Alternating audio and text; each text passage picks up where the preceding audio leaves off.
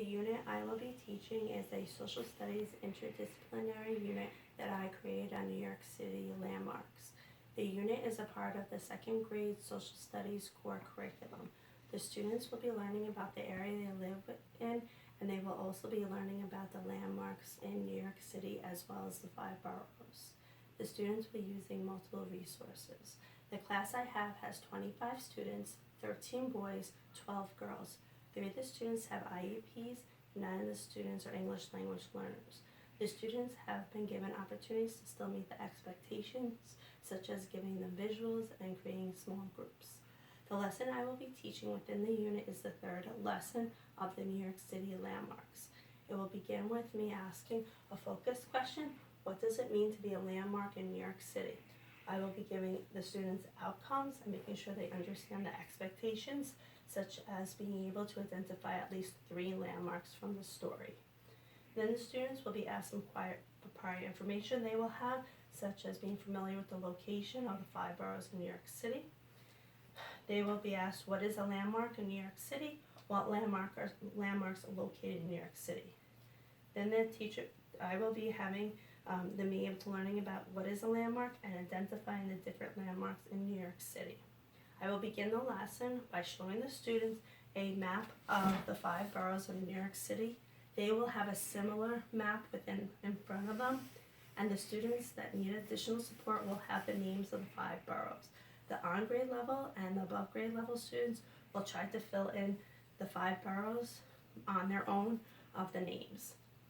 After the students have an opportunity to fill in the names of the 5 boroughs, I will be giving students different Post-its. They will come up to fill in the Post-it, and the students will give them a thumbs up if they think it's correct. So for example, Staten Island, they would stick down below. Brooklyn, they will be put on there. And the students will be giving them feedback as they are sticking the Post-its on there. Manhattan, and finally the Bronx. I will ask the questions: what important buildings or places are located in New York City, to help them thinking about what possible places they would find in the area that they live in and the area that they go to school in. They will turn and talk and think of some ideas that they have of landmarks. After I give them some time, I will then show them some landmarks to give them a familiarization with the different landmarks. And I will show them Grand Central Terminal, Statue of Liberty, Barclays Center, Yankee Stadium, Empire State Building, to have them thinking about the landmarks. Then I will give them, show them the book, New York, the Big Apple from A to Z. From then, I will let them predict what they think the story is going to be about. I will give them some time. Then I will explain to the students that each letter of the alphabet has a landmark. And I will let them start thinking about some landmarks they can possibly see and hear.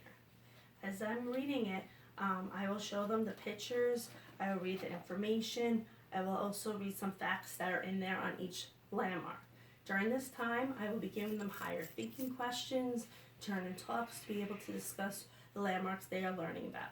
Once the story is finished, the class will come together and make a list together of landmarks they saw in the story. Then they will be given time to partner up. I will assign them partners based on abilities and who can work together. They will then have to write 5 facts and on a landmark that they get to choose. I will go over the expectations of the landmark project that we will be completing and starting in class.